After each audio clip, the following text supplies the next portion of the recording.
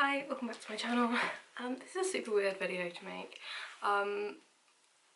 for me at the moment because I feel like I wouldn't say it's weird, but I think in lockdown I literally became so busy and lazy and kind of,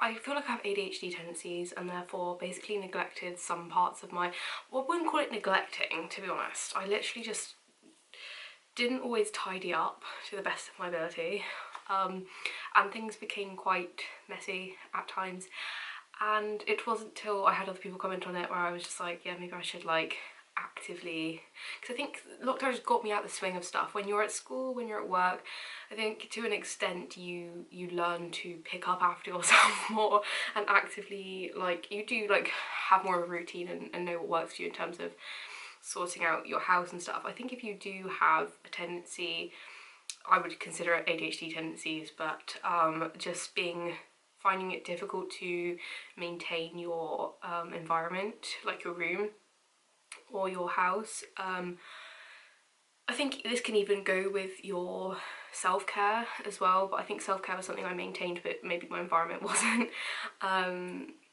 To an extent, and I think for me, like, routines and kind of like, some people are like list people, some people can just do it by themselves. I think what annoys me is when people have like OCD tendencies, and I grew up in a household where I think my mum was a bit OCD, and I think that just gave me a natural backspin to be able to just be like, I can just, when I come to my own house, I can literally just shove whatever I want wherever I want. It makes absolutely no difference. I don't really give a fuck like what I'm doing, and to be honest, just let it all hang out, and it's my house, I'll do whatever I want. I think I had to go through that natural backspin to be able to actually just be like, you know what, I don't want to live in squalor. It's not a given that people just grow up and become tidy or, you know, sorted. This is why people can become hoarders. I do think we all have a, and I'm not hating on anyone with people that don't tidy up very often or clean their house. You know, I don't think, maybe God gave me an OCD style mother so I could like know what it's like to live in a cleaned house, because I don't think if I was to have grown up by myself I would prioritise it. But yeah, I think for me, like, routines and having like a time and a space to actually take the time to kind of put things in order, and kind of, it doesn't give me a great amount of satisfaction. I think there is a level for me of satisfaction when I'm completely finished and it looks tidy and it looks kind of clean enough for me, to a standard that like I would consider cleaned. But I'm not one of those people where I have to do that for my like sense of well-being necessarily. Like, I for a long time was quite happy to live in like squalor, and only recently have I seen that taking the time and effort to make a, you know, set of stuff to keep the house kind of maintained does actually have its benefits. So just things like kind of running the hoover around, obviously cleaning surfaces. I really love those like Dettol wipes just to like clean surfaces.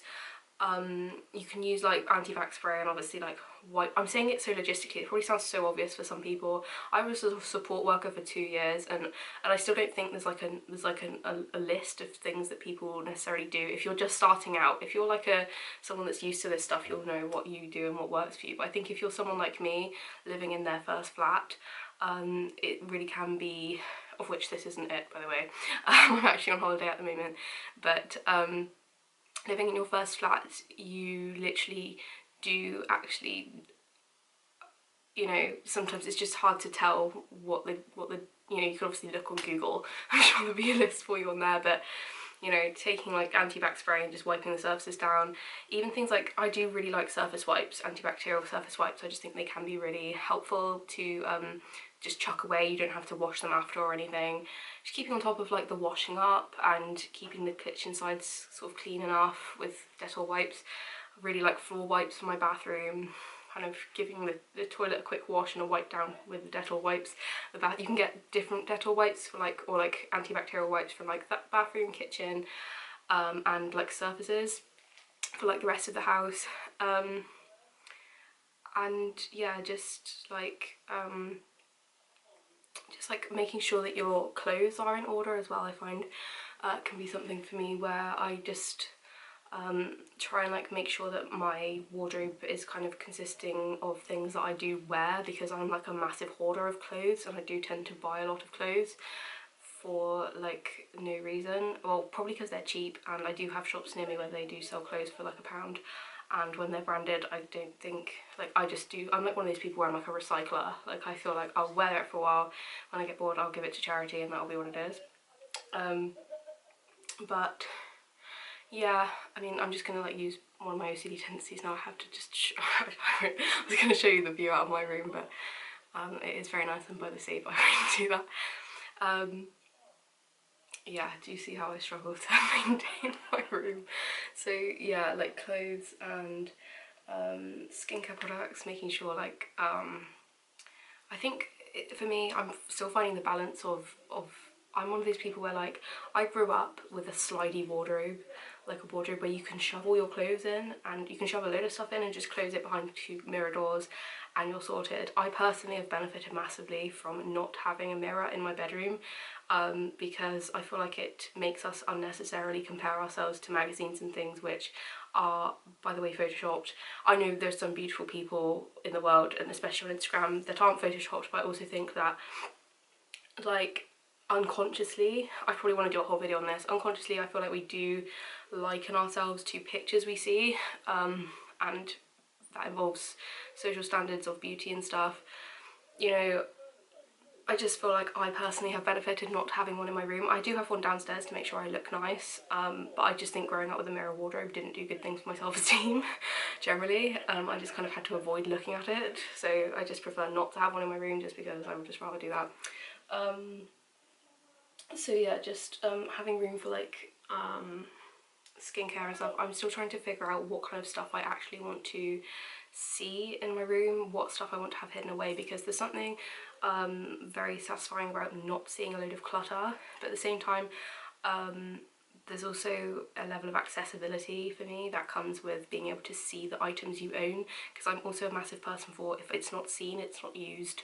Unless I really do know where it is. If it's just hidden in a drawer, there's a high likelihood that I will not use it. So there's also that. So I think it is important to be able to access things that you have, and not kind of, because I am a massive person for having like a clothing chair. In the past, I'm like talking about how I've like, in the past I'm talking about how I've grown from this. I don't think there's anything wrong with necessarily having like a dumping pile. They do even say, when I've googled how to look after and maintain your home, that you should have active and passive zones. And that means where you're storing stuff long term, that's like a passive zone. Where you're using something every day, like a key bowl, I do think key bowls can be quite helpful. They say have like little buckets and baskets for items on like a surface that you can take them in and put them out, and it doesn't look really cluttered, it just looks like a bowl of stuff. Especially if you have like a clutter bowl on like a table, because I used to put like all of like my clutter, or not clutter so much as, well, it's clutter basically, but stuff that was on the floor or stuff that I bought, I'd put it on my big massive table. And now I have like a clutter bowl, so I can just put stuff in a clutter bowl, go through it at a later date if I want to, and it doesn't look really messy. Because I think it just comes to a level where like I want to have friends around my house, even if I don't really give a fuck what it looks like. Sometimes I want to have friends around my house, and it's just a big effort to like clean it all up if you haven't maintained it to a level. I'm not saying like, I don't think there's any real standard of way that people do this, but I think it's just finding your own route and what you're most healthy doing. I have to say I'm very glad I don't live around people with OCD anymore, because it can be extremely tiring to meet their standards, but I'd much rather just have my own system. I'm very much a I have to do it by myself kind of person. So yeah, I think like that's most of the stuff I wanted to say, but I hope you got something from this video, or just enjoyed someone having a chat to you. So sometimes we all need that in lockdown, that's why I literally started this channel. But I've always done YouTube. I literally did a really small YouTube when I was really young channel, and it literally was so, I mean, I just sang on it. I think I didn't think I ever spoke to a camera. I think I did try and no, I did. Just a little disclaimer, I literally did do a couple of videos when I was like 13 for YouTube. I did upload them, and then my classmates saw them and like basically took the piss out of me, so I deleted them. And now I'm older and I feel that I have enough self-esteem to ground myself and be able to do this myself. Apart from there are workmen outside that could probably hear me talking to myself, but I'm just over that now. Anyway, thanks for listening, bye!